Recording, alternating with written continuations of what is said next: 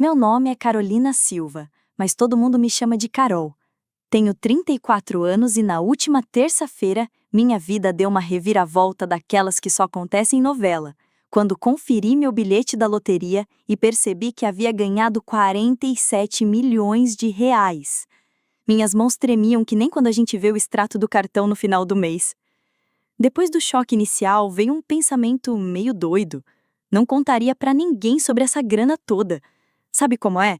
Minha relação com a família quando o assunto é dinheiro sempre foi meio turbulenta. Se você tá lendo isso agora, deixa um comentário dizendo de onde tá me assistindo. Quero saber se tem mais gente no mesmo barco. Antes de contar sobre essa decisão que virou minha vida do avesso, já aproveita para curtir e se inscrever no canal para ouvir mais histórias reais sobre lealdade, traição e aquelas confusões familiares que fazem a gente repensar tudo. Antes daquela fatídica terça-feira, minha vida era tão comum quanto o café coado na garrafa térmica velha. Eu trabalhava como contadora em uma pequena empresa de marketing aqui em São Paulo, ganhando só o suficiente para viver com um pouquinho de conforto, mas sem nunca me sentir realmente segura. Meu apartamento era modesto, um quarto lá na periferia, nada de luxo, mas era meu cantinho. Todo dia eu acordava às 6 da manhã, preparava meu café e começava o dia já com aquela preocupação constante. Contas para pagar, prazos para cumprir. O trabalho era puxado. Semanas de 60 horas viraram rotina, principalmente na época de imposto de renda. Minha situação familiar? Ah, essa era uma novela à parte. Meus pais, Gustavo e Denise Silva, se separaram quando eu tinha 14 anos, e em 2 anos ambos se casaram novamente. Meu pai, Gustavo, professor de física do ensino médio, casou-se com Patrícia Almeida, corretora de imóveis daquelas que têm bom gosto e um estilo de vida chique que a gente vê só em revista. Minha mãe, Denise, encontrou um novo amor em Walter Souza, empresário bem-sucedido, que tinha mais dinheiro que meu pai, mas controlava cada centavo como se fosse o último pacote de macarrão na prateleira do supermercado. Tenho 2 irmãos. Minha irmã mais nova, Letícia, tem 30 anos e sempre foi a queridinha da família. Ela se formou na PUC São Paulo, casou-se com um cirurgião chamado Paulo e mora numa casa linda lá no bairro, com 2 filhos perfeitinhos. Já meu irmão mais velho, Juliano, com 36 anos, apesar do charme e da esperteza, nunca soube se ajeitar na vida. Ele troca de emprego e de namorada como troca de camiseta e virou quase um artista do pedido de dinheiro para a família. Sempre um apelo dramático, promessa de pagar logo logo e depois silêncio absoluto, até a próxima crise. A família toda? Nem se fala. Minha tia Marta, irmã mais nova da minha mãe, talvez seja a única pessoa realmente sincera nesse rolo todo. Professora do ensino fundamental, vive no sufoco, ganhando um salário apertado, mas sempre dá um jeito de aparecer quando alguém precisa. Ela dirige um Honda velho que parece um carro de filme de terror, mora num apartamento pequeno cheio de plantas e livros e nunca reclama da vida. Do outro lado da moeda, tem minha tia Helena, irmã mais velha do meu pai, que se casou com um homem rico e nunca perde a chance de deixar isso bem claro. Ela passa os feriados criticando as escolhas de todo mundo, com comentários indiretos sobre meu apartamento, minha carreira e minha eterna solteirice. Meu primo Renan, filho dela, herdou o jeitão da mãe, mas não o sucesso financeiro. Além disso, tem um vício em jogo que a família prefere fingir que não existe. Essa história de dar dinheiro para a família me deixou exausta. Quando Juliano precisou de R$ 5.000 para uma reabilitação há 3 anos, tirei tudo que tinha guardado para ajudá-lo, só para descobrir meses depois que ele nunca foi ao tratamento. Quando Letícia precisou de ajuda para o casamento, coloquei R$ 2.000 no meu cartão de crédito que ela prometeu pagar depois da lua de mel. 5 anos depois, continuo esperando. Quando meu pai precisou de um empréstimo para consertar o telhado depois de uma tempestade, mandei o que pude, só para descobrir que ele e a Patrícia estavam curtindo férias em Porto de Galinhas no mês seguinte. A única que sabia de todas essas traições era minha melhor amiga, Camila.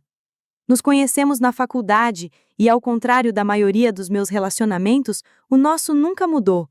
Camila trabalha como enfermeira, entende as dificuldades e nunca me julgou pelos meus sentimentos complicados com a família. Ela era a voz da razão quando eu começava a ficar amarga, lembrando que nem todo mundo quer tirar vantagem da minha boa vontade. No trabalho, a situação não era muito melhor. Meu chefe, Arnaldo, tinha o hábito de levar o crédito pelas minhas ideias nas reuniões com os clientes. Meu colega Diego sempre saía mais cedo, me deixando para cobrir o serviço dele, mas de alguma forma ele sempre ganhava o reconhecimento que merecia. Apesar de ser subestimada, mantive a cabeça baixa e continuei trabalhando firme, na esperança de que um dia isso valesse a pena. Comprar bilhetes da loteria era o meu único pequeno prazer, um ritual semanal que minha família adorava zoar. Toda sexta-feira eu passava na lojinha da esquina e gastava R$ 10 em bilhetes. Minha mãe dizia que aquilo era imposto para quem não sabia fazer matemática. Meu irmão fazia piada dizendo que eu devia dar o dinheiro direto para ele, ao invés de desperdiçar com bilhetes. Meu pai me dava sermão sobre probabilidade e estatística. Mas tinha algo de esperançoso naquela pequena aposta, uma chance de escapar da rotina que eu não conseguia largar, mesmo depois de anos sem ganhar mais do que R$ 20 aqui e ali. Eu tinha sonhos, claro, queria viajar para lugares além do Sudeste brasileiro, voltar a estudar, quem sabe uma pós-graduação na área que eu gostasse, e juntar uma grana para que um concerto inesperado no carro não me jogasse na lama financeira. Mas esses sonhos pareciam cada vez mais distantes, enquanto eu me aproximava dos 30 e poucos anos, ainda pagando os empréstimos estudantis e carregando uma dívida pequena, mas persistente no cartão de crédito que não diminuía, mesmo com meu orçamento apertado. Cada mês era uma ginástica para equilibrar contas, supermercado e aquele jantarzinho eventual com a Camila. Eu recortava cupons, comparava preços e sabia exatamente qual loja tinha melhor oferta em tudo, desde papel higiênico até café. Dirigia um Corolla de 10 anos, que fazia um barulho estranho quando chovia, mas trocar de carro estava fora de cogitação. Eu era mestra em parecer que estava tudo bem, enquanto calculava mentalmente se dava para aceitar um convite ou se era melhor inventar uma desculpa e ficar em casa. Essa era a minha vida antes da virada. Simples, às vezes dura, meio solitária, mas estável do seu jeito. Eu não fazia ideia de que um pedaço de papel, simples assim, ia destruir tudo que eu pensava saber sobre mim e sobre essa tal família. Ah, e só para você saber, o dia em que comprei o bilhete premiado foi meu aniversário de 34 anos. Tinha acabado de passar por uma semana especialmente cansativa no trabalho, onde o Arnaldo, claro, levou o crédito pela estratégia financeira que economizou milhares de reais para um cliente importante. Parecia uma sexta-feira normal, quando parei no mercadinho do seu Antônio, como sempre fazia, mas dessa vez tinha um tempero diferente. "Feliz aniversário, Carol!" gritou ele assim que me viu entrar. Seu Antônio era um senhorzinho simpático, dono da lojinha há mais de 30 anos.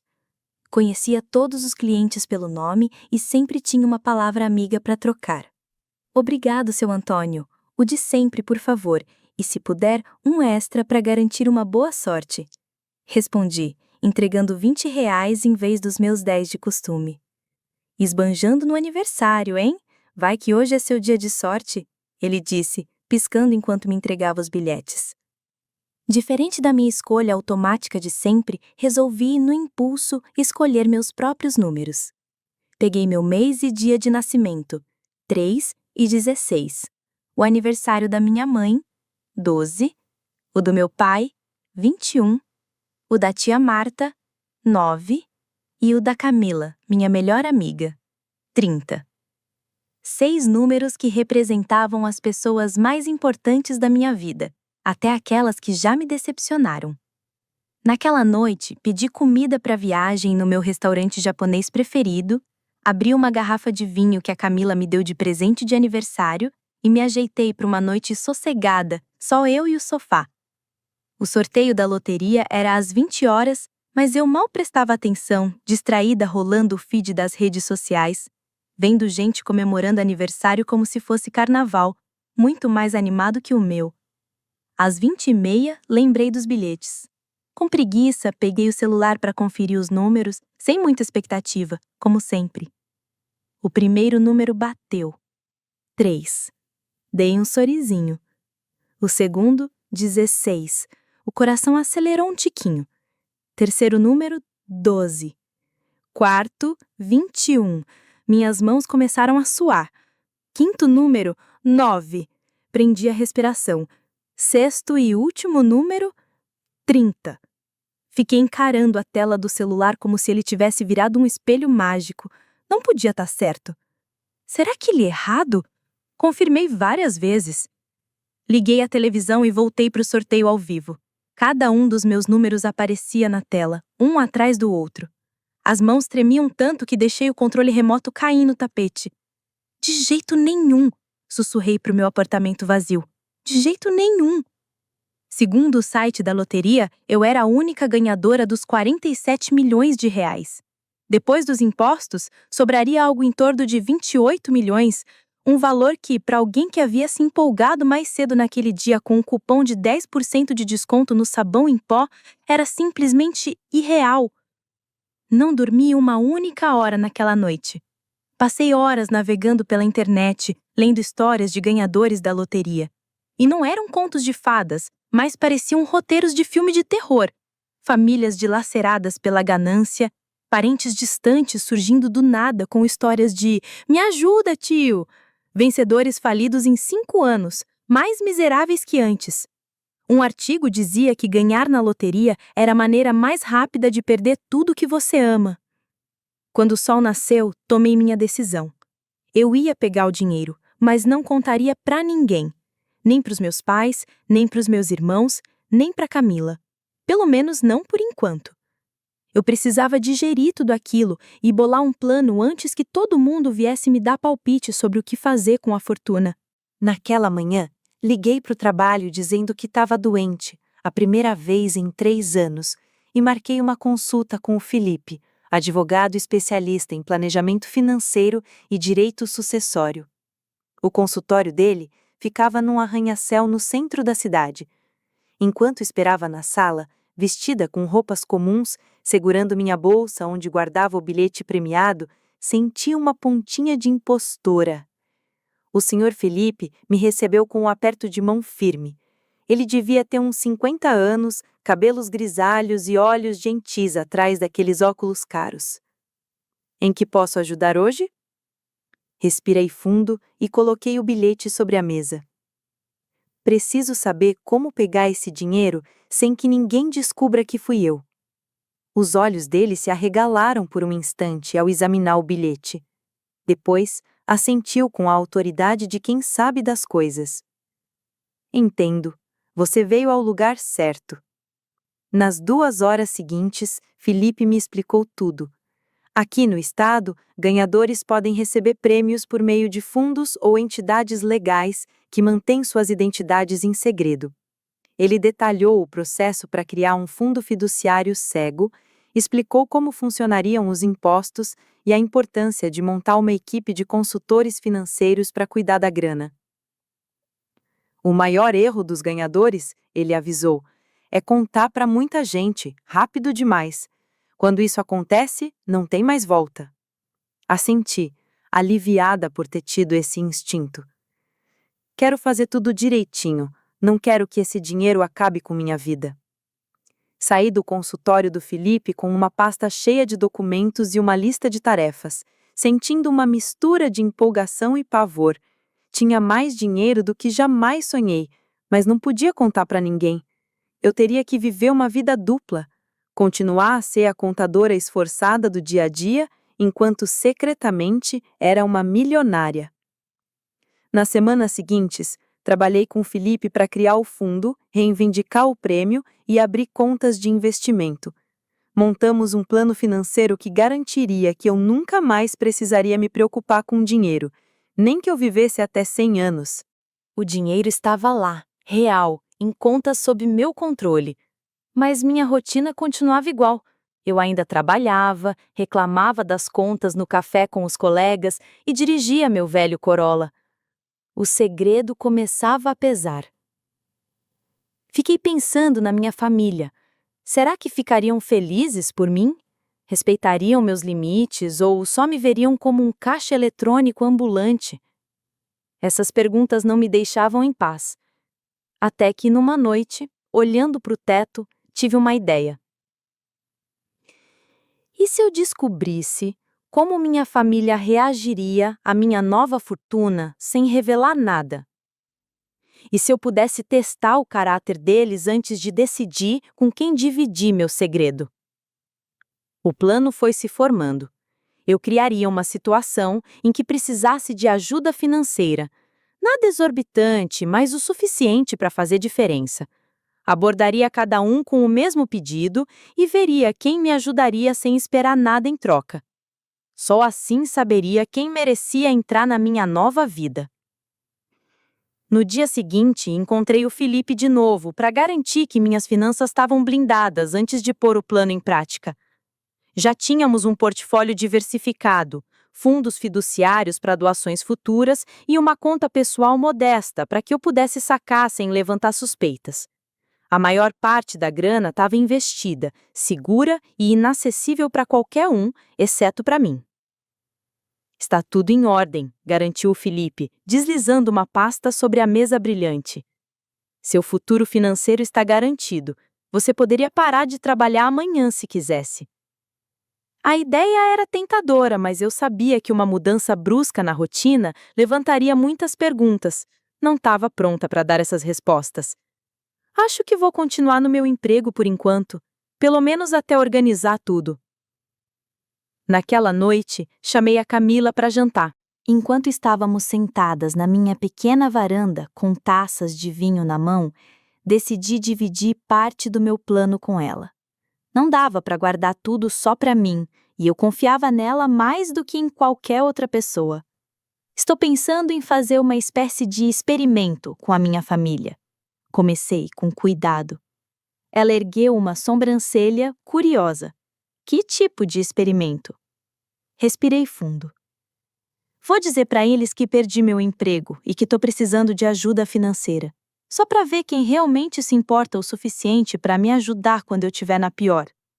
A expressão da Camila mudou da curiosidade para preocupação. Carolina, isso soa meio manipulador. Por que você faria isso? Porque eu já cansei de ser a única que ajuda quando os outros precisam, respondi, desviando o olhar. Quero descobrir quem estaria do meu lado se a situação fosse ao contrário. Ela pousou a taça de vinho na mesa. Mentir para testar as pessoas não parece seu estilo. Por que não sente e conversa na boa com eles? Pergunta o que eles sentem por você sem rodeios.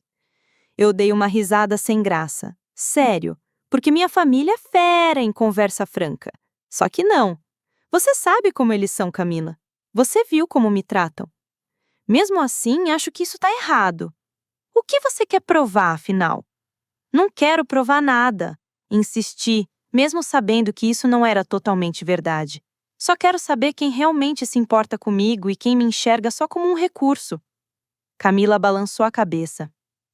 Acho que você vai acabar se machucando mais do que qualquer um com isso. Mas sei que esse olhar nos seus olhos é sinal de que já está decidida. Ela tinha razão. Passei o dia inteiro elaborando minha história, me certificando de que fosse crível, mas não tão dramática a ponto de levantar suspeitas. Minha versão? A empresa de marketing onde eu trabalhava fechou de repente depois de perder os maiores clientes. E eu precisava de R$ 5.000 para cobrir aluguel e umas contas médicas até conseguir arrumar outro emprego. Era uma quantia considerável, mas nada fora da realidade da maioria dos meus parentes. Fiz uma lista de quem eu iria procurar. Minha mãe Denise e o padrasto Walter, meu pai Gustavo e a madrasta Patrícia, minha irmã Letícia e o marido Paulo, meu irmão Juliano, minha tia Marta, minha tia Helena e meu primo Renan. 10 pessoas no total. Todas elas que já recorreram a mim em algum momento e que eu já apoiei, seja financeiramente ou emocionalmente. No dia seguinte, ensaiei minha história com a Camila, que aceitou me ajudar, mesmo desconfiada. Você tem que parecer realmente aflita, mas não desesperada demais, ela me aconselhou. E tenha detalhes na ponta da língua sobre o fechamento da empresa, porque eles vão perguntar. Assenti, anotando tudo. Vou dizer que o CEO estava desviando dinheiro e que a empresa está sob investigação. Isso explicaria o fechamento repentino e por que talvez eu nem receba meu último salário. E a procura por emprego? Eles vão querer saber. E já me candidatei em vários lugares, mas o mercado está concorrido, principalmente para vagas especializadas em contabilidade. Tenho algumas entrevistas marcadas, mas nada certo ainda.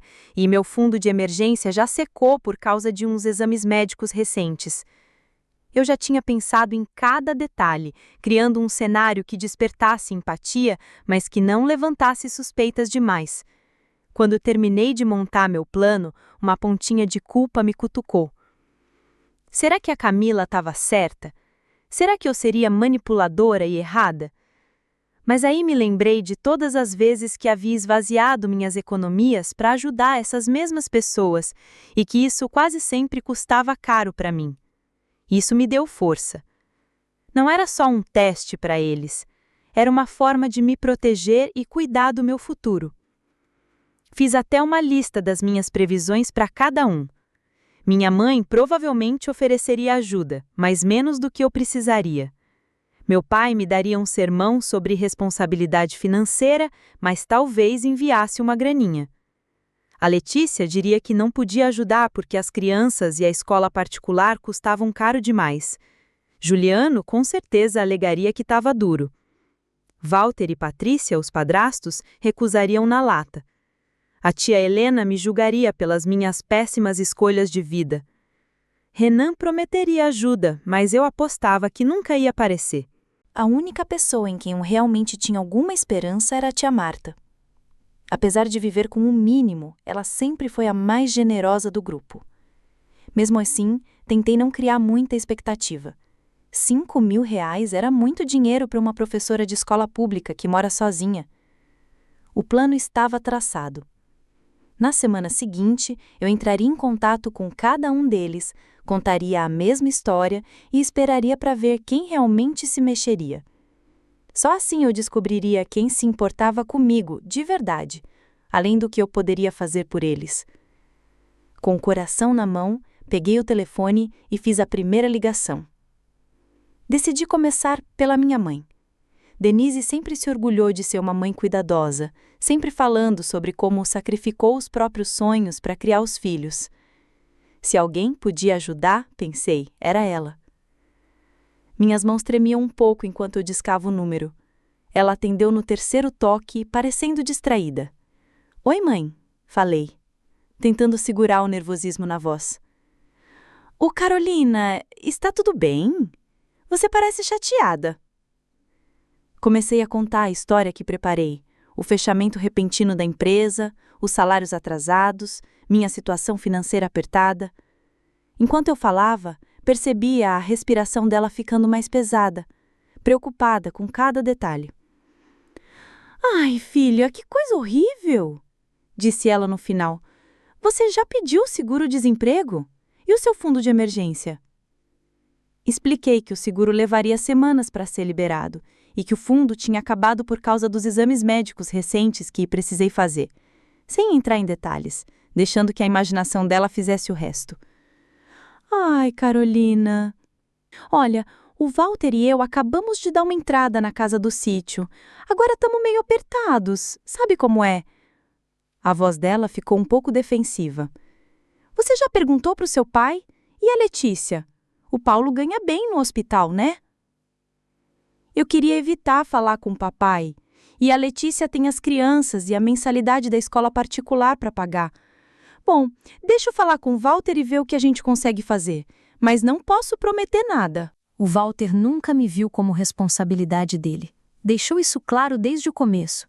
O dinheiro era só para minha mãe e para qualquer filho que eles tivessem juntos. O que nunca aconteceu, claro. Pode deixar, mãe. Me avise assim que puder. O aluguel vence na semana que vem. Vou ver o que faço, querida. E sinto muito pelo seu trabalho. Mas essas coisas sempre se ajeitam no final.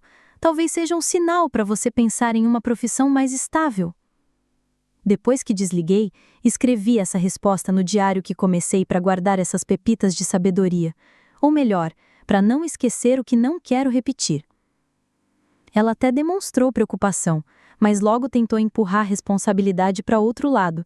Não disse não na cara dura, mas desconfiei que a conversa dela com o Walter ia render a mesma desculpa de sempre, e infelizmente não podemos ajudar. No dia seguinte, marquei um café com o meu pai, o Gustavo. Escolhi um lugar público para ele não ficar muito afobado, porque, né, em casa ele vira professor de finanças e não larga o assunto. Você parece cansada, ele disse, cumprimentando-me com aquele olhar sério de quem já tem a lição pronta. Sorri fraquinho e comecei a contar a história.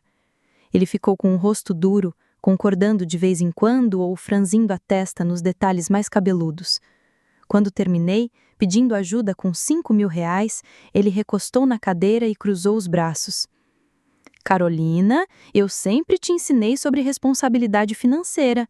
Eu falei para você guardar uma reserva para 6 meses de despesas. E aí, cabe esse plano?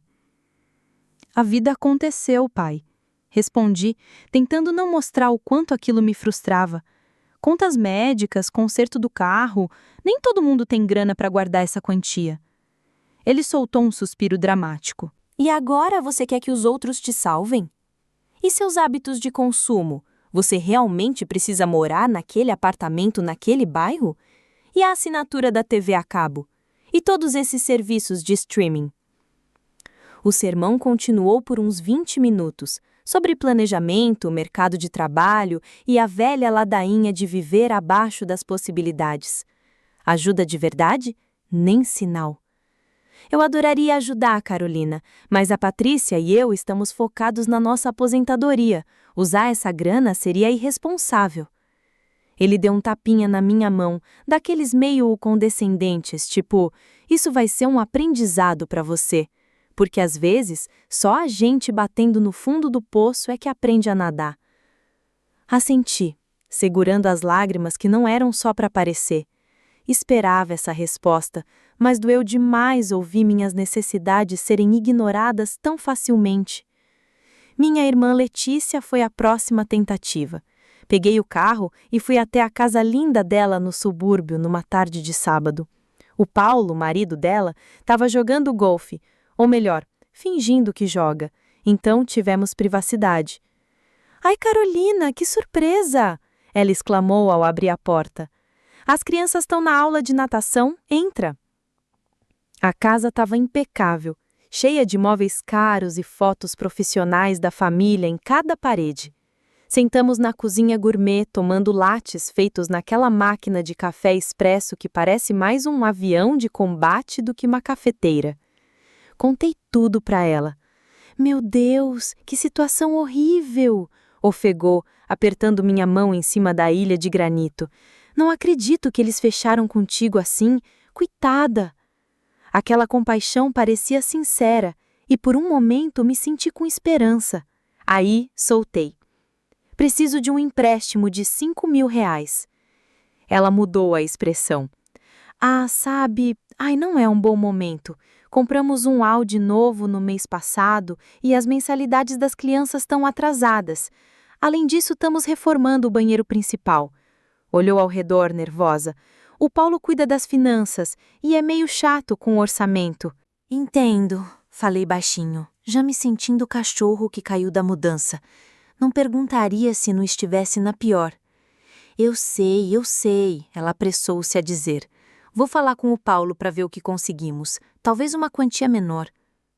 Ou você podia até morar aqui um tempo. O quarto de hóspede está cheio de tralha, mas a gente libera. Agradeci, mas expliquei que a busca por emprego está toda na cidade. Não posso dar uma de nômade. Ela prometeu ligar depois de conversar com o Paulo, mas o jeito que evitou meu olhar falou tudo. Não vem coisa boa por aí. Meu irmão Juliano foi, talvez, o mais decepcionante.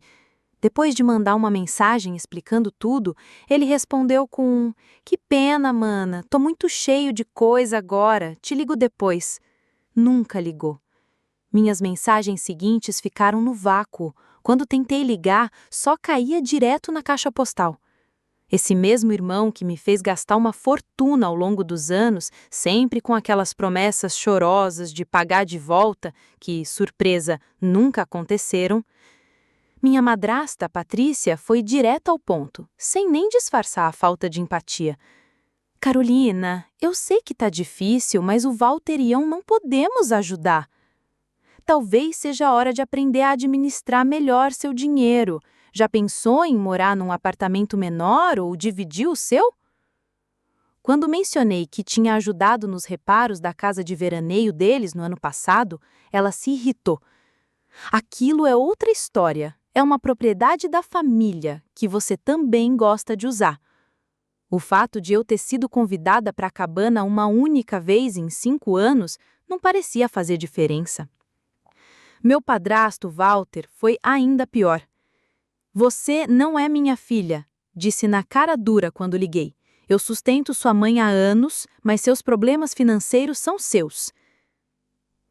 Meu primo Renan, no começo, parecia estar do meu lado, prometendo ajudar de verdade. Ele até sugeriu que a gente se encontrasse para almoçar e me entregar um cheque.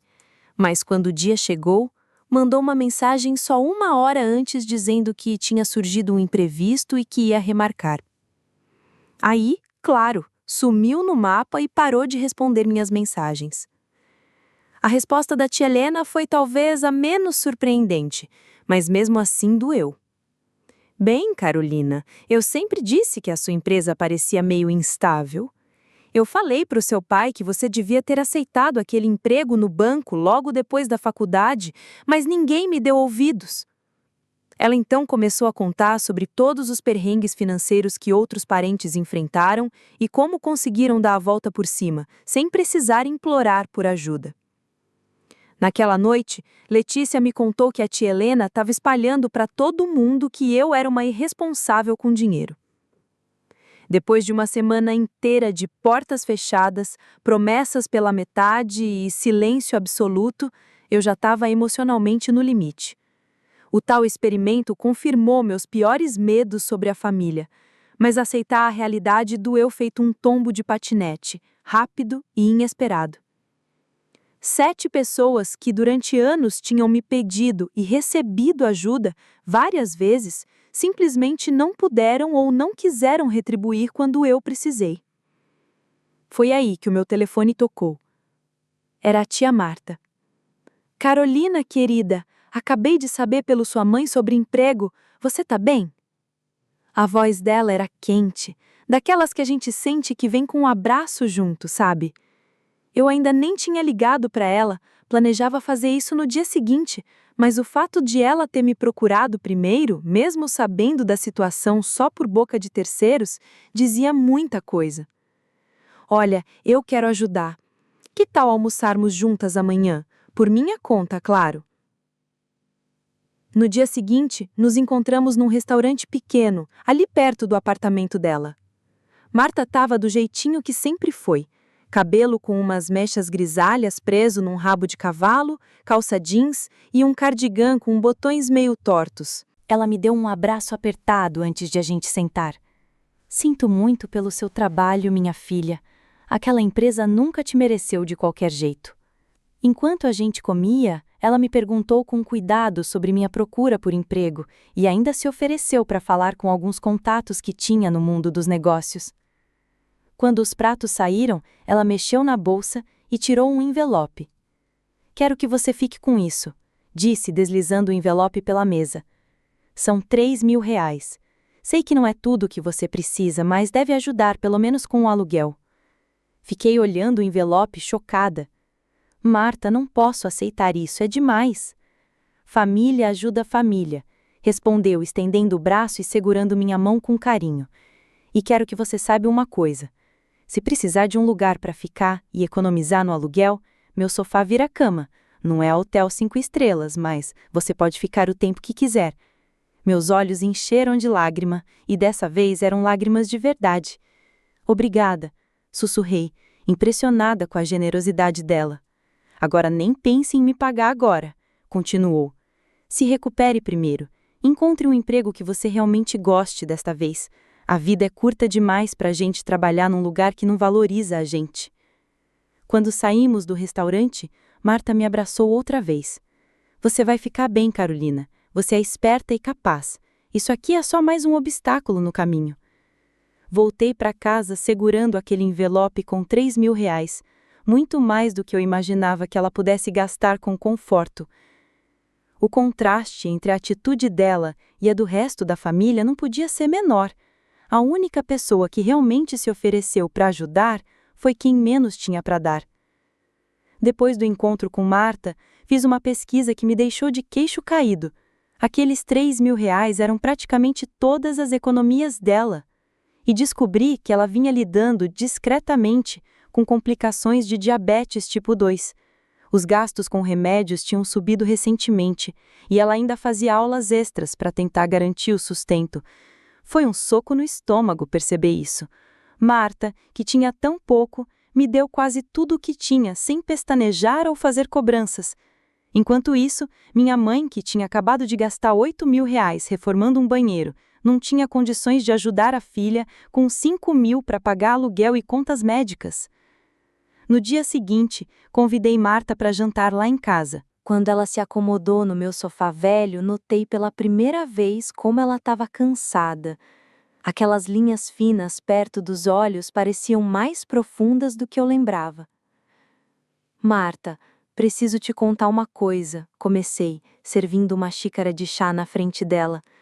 Não fui completamente honesta com você. A expressão dela ficou aberta, curiosa, mas sem preocupação. O que foi, querida? Eu não perdi o emprego. A empresa tá bem. Eu ainda tenho meu cargo. As palavras saíram rápido, quase atropelando umas às outras. Inventei toda essa história só para ver quem da família realmente me ajudaria se eu precisasse. Marta ficou silenciosa por um instante, depois assentiu devagar. Entendo. Você tá com raiva de mim? Perguntei de repente, com medo de perder o único relacionamento verdadeiro que tinha descoberto com esse experimento. Ela pensou um pouco antes de responder. Não tô brava. Triste, talvez. Triste por você ter sentido que precisava testar as pessoas assim. Ela tomou um gole do chá e continuou. Mas eu entendo o porquê. Nossa família nem sempre foi fácil contigo. Você foi a única que se ofereceu para ajudar. Eu disse a ela. Todos os outros tinham desculpas ou simplesmente me ignoravam. Marta suspirou. As pessoas mostram quem são quando ajudar fica inconveniente. Eu mesma aprendi essa lição do jeito mais difícil. Como assim? Ela pousou a xícara e cruzou as mãos no colo. Meu ex-marido, Ricardo. Já te contei por que nos separamos? Balancei a cabeça. A história da família sempre foi meio vaga, algo sobre afastamento. Recebi uma pequena herança quando a minha avó faleceu, cerca de R$ 50.000. Não era uma fortuna, mas pra gente, na época, foi um alívio. Ricardo já tinha vários planos para o dinheiro, principalmente para investir nos negócios de um amigo dele. Ela sorriu, meio distraída. Eu queria guardar pra gente, pro nosso futuro, talvez comprar uma casinha mais pra frente. Brigamos por causa disso durante meses. O que aconteceu? Um dia, descobri que ele tinha falsificado minha assinatura e sacado quase todo o dinheiro. Quando percebi, ele já tinha sumido, investido num restaurante que faliu em menos de um ano. Olha só, parecia até aquelas franquias que prometem o céu, mas duram menos que pãozinho quente na padaria. Ela balançou a cabeça, lembrando do episódio, quando o confrontei. Quer saber o que ele me disse? Que o dinheiro era dos dois, não só meu. E que ele tinha tanto direito quanto eu, como se meu nome na herança fosse só enfeite. Fiquei pasma. Eu não fazia ideia de nada disso. A família preferia acreditar na história da separação, que era a menos confusa. Ela estendeu a mão para mim. O problema é que aprendi uma lição dura. Algumas pessoas enxergam você mais como fonte de grana do que como ser humano. Sinto muito que isso tenha acontecido com você, eu disse, apertando a mão dela. Foi há muito tempo, mas me ensinou algo essencial sobre dinheiro e família. Ela me olhou fundo nos olhos e falou: dinheiro não só mostra quem são os outros, Carolina, mas também quem a gente é, como usamos, compartilhamos, falamos dele. É tipo um espelho poderoso. Aquelas palavras me tocaram fundo. Naquele instante tomei uma decisão. Marta, tem uma coisa grande que preciso te contar. Respirei fundo. Ganhei na loteria há 3 semanas. 47 milhões de reais. Seus olhos arregalaram, mas ela ficou em silêncio esperando que eu continuasse. Não contei pra ninguém ainda. Nem pros meus pais, nem pra Letícia, nem pro Juliano, nem mesmo pra Camila. Você é a primeira. Ah, Carolina, ela suspirou. Isso muda tudo. Eu sei. E é por isso que fiz esse teste. Queria saber quem ficaria ao meu lado sem saber do dinheiro. Ela assentiu devagar. Entendo. Mas e agora, o que você vai fazer? É isso que tô tentando descobrir. O dinheiro tá seguro e tenho bons consultores financeiros, mas não sei como lidar com a família. Ela refletiu por um momento. Quero te ajudar. Insisti. Suas despesas médicas, um AP melhor, o que precisar. Ela sorriu, gentil. Não preciso de nada, querida. Estou feliz com minha vida. Meu apartamento é pequenininho, mas cheio de coisas que amo. O carro fica parado na maior parte do tempo. Tenho meus alunos, meus livros e agora este segredo maravilhoso com minha sobrinha favorita. Ela deu um tapinha na minha mão. Só saber que você está bem e feliz já me basta.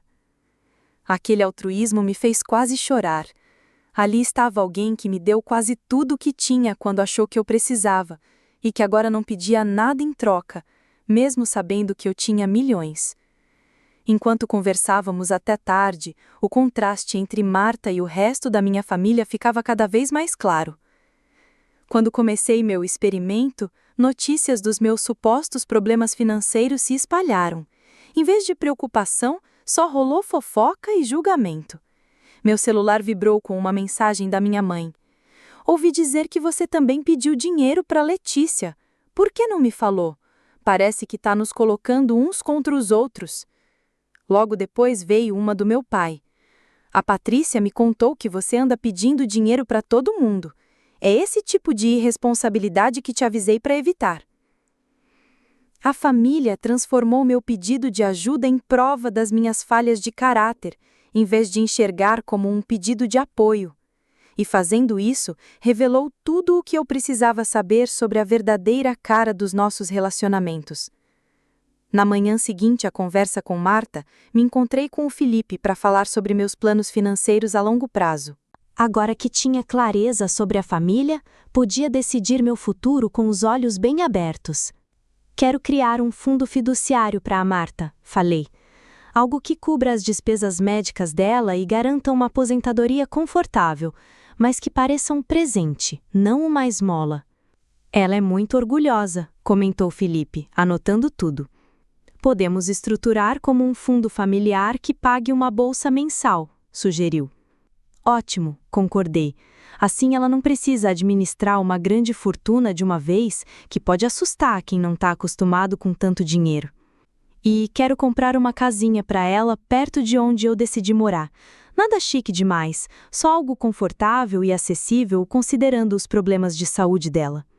Passamos a hora seguinte debatendo investimentos, fundações beneficentes e minha própria moradia. Inspirada pelo que vivi com Marta e por muitas histórias parecidas, decidi largar meu emprego de contadora e criar uma ONG para ajudar idosos que moram sozinhos. E a sua família? Perguntou Felipe, cauteloso. Vai contar para ele sobre o prêmio? Balancei a cabeça. Por enquanto, não. Talvez nunca. Quero fazer uma reunião familiar primeiro para esclarecer tudo. Mais tarde, liguei para Camila e contei a verdade. A loteria, o teste com a família. Depois do choque, ela entendeu por que guardei segredo. E agora? Perguntou. Vou virar uma daquelas milionárias excêntricas que ainda recortam cupons e dirigem um carro velho? Brinquei. Não, mas também não vou sair comprando BMW do nada. Quero que esse dinheiro faça diferença. começando pela Marta. Ela merece. Concordo, disse Camila. E o resto, aqueles que não passaram no seu teste? Ainda tô descobrindo. Marquei uma reunião de família para este fim de semana. Avisei que tinha um anúncio importante para fazer. Quando chegou o domingo, me surpreendi ao ver todo mundo aparecendo no meu apartamento. Minha mãe, Denise, o Walter, meu padrasto, a Patrícia, a madrasta, a Letícia e o Paulo, até o Juliano, que andava sumido e ignorando minhas ligações há semanas. A tia Helena chegou por último, já com aquela cara de quem não está nada satisfeita. A tia Marta, por outro lado, entrou sorrateira, lançando para mim um sorriso meio cúmplice, sabe? Enquanto todos se acomodavam na minha sala de estar, cada um com um olhar que variava entre curiosidade e julgamento. Parecia até um reality show. Parei em frente e, estranhamente calma, comecei. Obrigada por terem vindo. Sei que os rumores sobre minha vida financeira andam rolando e queria esclarecer tudo de uma vez. Minha mãe se remexeu na cadeira, visivelmente desconfortável. Juliano, que estava meio desligado, virou para o celular de repente, fingindo interesse na telinha. Letícia e Paulo trocaram olhares desconfiados. Tipo, o que será que vem por aí? A verdade, estou bem, sim. Consegui um emprego novo, com salário melhor e benefícios legais. Tecnicamente, isso era verdade. Afinal, eu tinha acabado de assumir a diretoria executiva da minha nova fundação, com um salário modesto, mas honesto. A transição para o cargo começaria no mês seguinte. "Que notícia ótima!" exclamou minha mãe, visivelmente aliviada. Estávamos todos preocupados. E realmente várias expressões relaxaram. Todo mundo parecia esperar um pedido de dinheiro ou até uma intervenção, tipo programa de ajuda para gastar menos. Ao invés disso, recebi sorrisos, meio suspeitos, confesso, e um silêncio curioso. "Então, por que todo esse drama em torno de você precisar de dinheiro?" meu pai perguntou, meio acusador. "Se você já tem um emprego garantido, por que pedir ajuda para todo mundo?" Fiquei olhando para ele, séria. O emprego chegou agora. Quando eu estava realmente na pior, procurei a família. Afinal, é para isso que a gente tem família, não é? Lancei, sem deixar espaço para contra-argumento. Um silêncio meio pesado caiu sobre a sala. "Olha, cada um tem suas contas para pagar", disse a Patrícia na defensiva. "Nem sempre dá para ajudar, mesmo querendo." "Verdade", concordei, cruzando os braços. "A gente tem que escolher as prioridades." Me virei para Juliano. "Aliás, Juliano, notei que você nunca respondeu minhas mensagens quando precisei de ajuda, mas não teve problema nenhum em me pedir R$ 3.000 para pagar o aluguel no Natal, né?" Ele corou um pouco, fez um gesto de desculpa. "Você nem retornou às minhas ligações." A reunião seguiu nesse tom, eu apontando calmamente as hipocrisias e a falta de apoio que enfrentei. Ninguém assumiu erro algum. Teve desculpa, justificativa e até um pouco de culpa jogada em cima de mim, como se eu fosse a responsável por eles se sentirem culpados. Quando todo mundo foi embora, depois de uma hora tensa, senti uma sensação estranha de encerramento. Não contei para ninguém sobre o prêmio da loteria, mas naquele dia me defendi de um jeito que nunca tinha feito antes. A grana me deu algo talvez mais valioso que dinheiro: coragem para ver meus relacionamentos com clareza e colocar limites onde precisava. A tia Marta ficou para ajudar a limpar as xícaras e os pratos. "Você se saiu bem", ela sussurrou. "Aposto que não foi fácil." Na verdade, foi até mais tranquilo do que imaginei, respondi. Pela primeira vez, não tive medo de decepcionar ninguém, porque percebi que a opinião deles nunca foi sobre quem eu realmente sou. Ela sorriu. "Isso é poderoso", ela disse. "E agora?", perguntei. "Agora a gente começa a procurar uma casa pra gente, ué", ela respondeu com aquele sorriso esperto. 1 ano depois, minha vida estava irreconhecível desde o dia em que descobri aqueles números da sorte na loteria. Mudei para uma casa linda, simples e aconchegante, num bairro tranquilo, com um jardim que me dava um motivo para sorrir toda manhã. A poucos quarteirões morava a tia Marta, numa casa térrea com portas largas, perfeita para o andador dela nos dias que o diabetes apertava. A fundação sem fins lucrativos que criei cresceu muito além do que eu esperava. Ajudávamos mais de 200 idosos sozinhos, oferecendo assistência domiciliar e apoio financeiro, principalmente para quem não tinha família por perto. Camila, minha melhor amiga, entrou para a equipe como coordenadora, trazendo a experiência de enfermeira e aquele coração gigante. Ainda mantínhamos nossas noites de vinho toda semana, só que agora rolavam no meu pátio espaçoso, nada de apartamento apertado. Minha relação com a família ficou mais distante, mas, para ser sincera, muito mais verdadeira.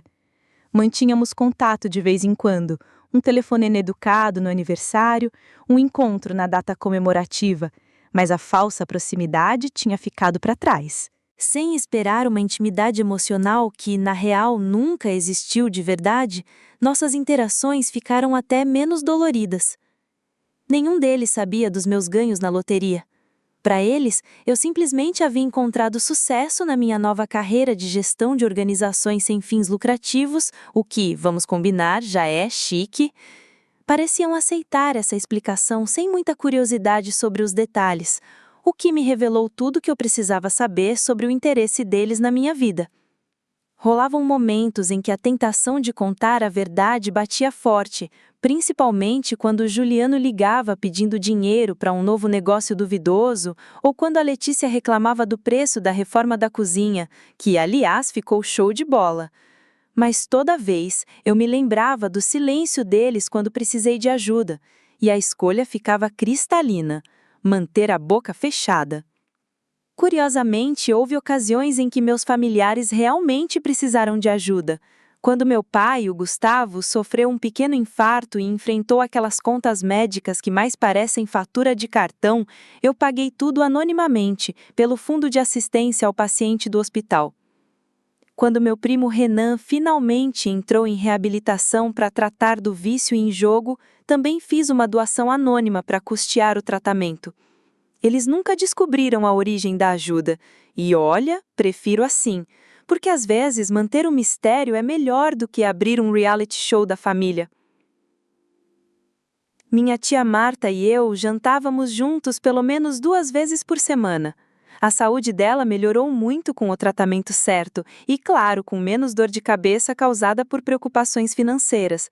Ela tinha se aposentado da carreira de professora, mas ainda se dedicava como voluntária num programa de alfabetização 3 vezes por semana, passando adiante seu amor pelos livros para crianças que precisavam. "Sabe o que ainda me impressiona?" disse ela certa noite, enquanto assistíamos ao pôr do sol na varanda dela, com aquela luz rosa-dourada que a gente só vê em filme.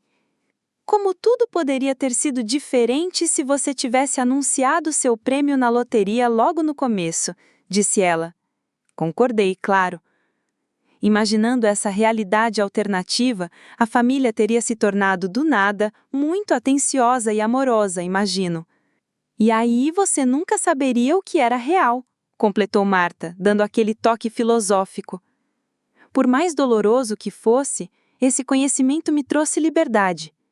Ela tinha razão. O experimento foi dolorido, mas esclarecedor. Mostrou quem merecia mesmo um lugar na minha vida e quem não. Revelou a verdadeira essência dos relacionamentos. Passei anos tentando me fortalecer apesar do desequilíbrio fundamental. A maior lição que aprendi não foi sobre os outros, mas sim sobre mim mesma. Antes da loteria, eu definia meu valor pelo que podia oferecer aos outros, tentando conquistar amor por meio do sacrifício e da generosidade. Eu me deixava usar porque acreditava que isso era o que a família significava, o que o amor exigia. Agora eu entendia que o amor verdadeiro, aquele tipo que a Marta me mostrou, não era uma conta bancária. Ele se doa livremente, sem esperar nada em troca, mas também respeita limites e dignidade. É honesto e consistente, presente nos bons e maus momentos. No começo, guardei meu segredo com medo de que o dinheiro corrompesse meus relacionamentos. O que não previ foi que o segredo acabaria esclarecendo tudo, eliminando o fingimento e revelando a verdade. O dinheiro não mudou quem ninguém era, simplesmente iluminou quem eles tinham sido o tempo todo. Minha vida agora é rica de um jeito que nada tem a ver com o saldo bancário. Eu criei, por meio da minha fundação, uma conexão genuína com a Marta e a Camila, além de uma compreensão profunda do meu próprio valor, uma que nenhuma validação externa pode abalar. E talvez o mais importante, eu tenho paz. Aquela ansiedade constante com dinheiro que sempre me acompanhou feito um penetra, desapareceu. Sumiu também a necessidade desesperada de aprovação de quem não podia me dar. Construí uma vida alinhada com meus valores, não com minhas inseguranças. A Marta estendeu a mão e deu um tapinha na minha, me trazendo de volta ao presente. Você se saiu bem, garota, não só com o dinheiro, mas com o que aprendeu. Sorri para ela, cheia de gratidão por aquela mulher que me ensinou ao que é família de verdade. Enquanto o sol se punha no horizonte, tingindo o céu de rosa e dourado, pensei na jornada que me trouxe até aqui. Do choque daqueles números no bilhete, a dor da rejeição, até a alegria de criar algo significativo com minha fortuna inesperada. O dinheiro mudou minha vida, sim, mas não do jeito que eu temia ou esperava no começo. Ele simplesmente me deu a liberdade de enxergar com clareza e escolher com sabedoria. O maior tesouro que ganhei não tem nada a ver com milhões no banco. É a compreensão de que as pessoas que merecem estar na sua vida não são as que ficam quando você tem tudo para oferecer, mas aquelas que permanecem quando você não tem nada a oferecer além de si mesmo. Você já precisou testar a lealdade de alguém? O que aprendeu com isso? Conta pra gente nos comentários. Se essa história bateu aí no seu coração, curta e se inscreva para mais lições reais que podem mudar sua visão da vida. E, por favor, compartilhe com alguém que precisa ouvir que seu valor não depende do que você pode dar. Obrigado por ouvir, e que você encontre clareza para reconhecer os verdadeiros laços da sua vida.